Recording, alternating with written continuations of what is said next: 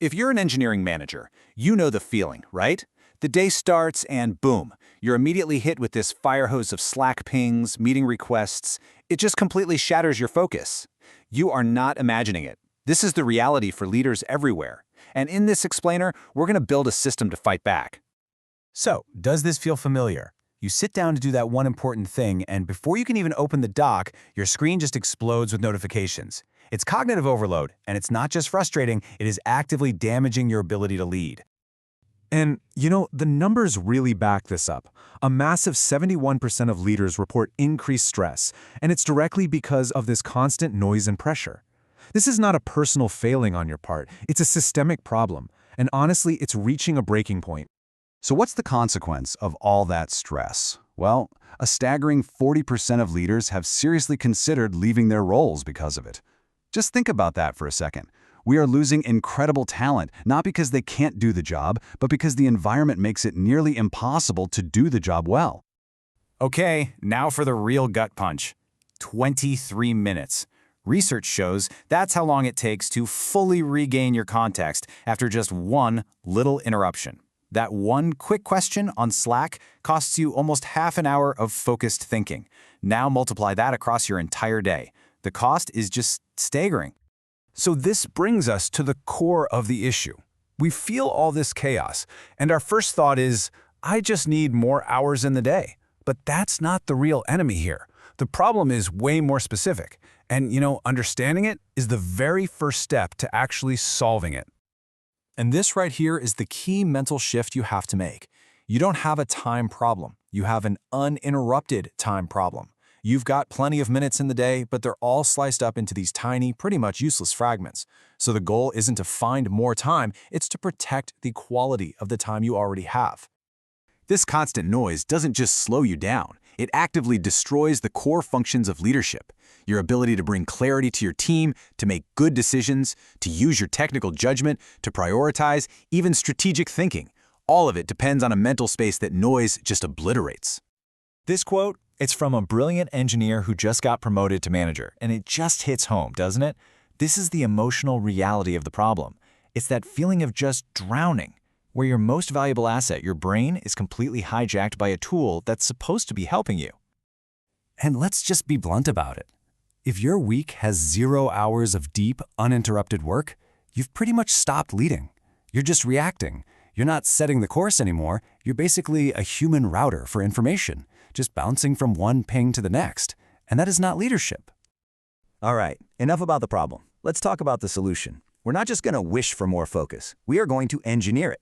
This is a simple but really powerful system to take back control. We call it the Deep Work Engine, and it's exactly what it sounds like. It's a framework that's designed to power your most important work. It's built on 3 core pillars that work together to create like a fortress around your attention. So here are the 3 components: calendar defense, Slack discipline, and meeting compression. They're simple, they're memorable, and they're incredibly effective. Let's break down exactly what each one looks like in practice. First up, calendar defense. Look, deep work never happens by accident. You have to schedule it and then defend it ruthlessly. The rule is simple.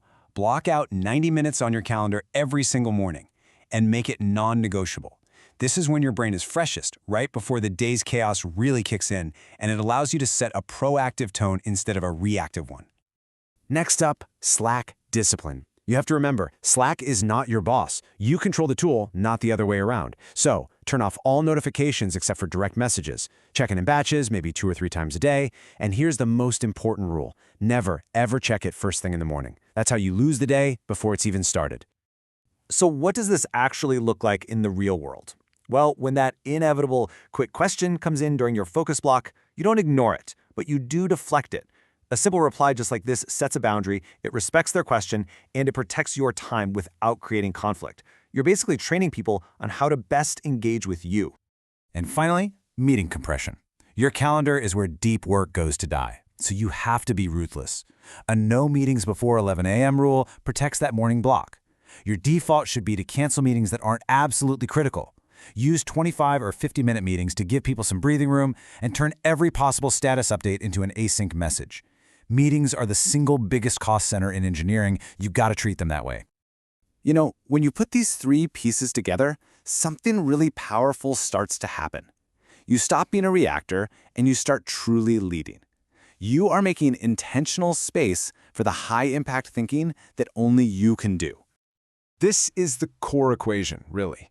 Leadership is all about clarity of thought. And if your environment makes thinking impossible, it makes leadership impossible too. It's a direct causal chain. That constant state of reaction, of bouncing between dozens of low-value tasks, it fundamentally short-circuits your ability to engage in any deep, meaningful thought. And this is the final impact. Your team depends on you for clarity, but you can't give them what you don't have. If your own mind is fragmented into 1,000 tiny pieces by interruptions, the clarity you give to your team is going to be just as fractured. So let's be absolutely clear. Protecting your focus isn't some selfish productivity hack. It is the absolute foundation of effective engineering leadership. Your ability to think deeply is the most valuable service you provide to your team. Period. And that brings us to the end. The real question is, what happens next? Look at the system we've just outlined. What is the one small, concrete step you can commit to taking tomorrow to start building your own deep work engine? Because that's where the real change begins.